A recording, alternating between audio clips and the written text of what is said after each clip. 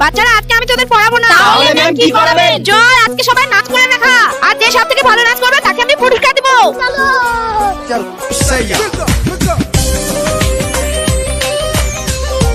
এই ঠিক আছে তুই যা এবার।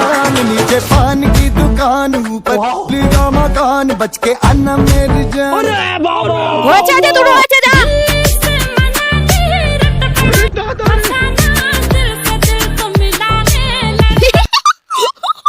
হয়েছে যা, তুই বড় হয়ে অনেক বড় ডান্সার হবি।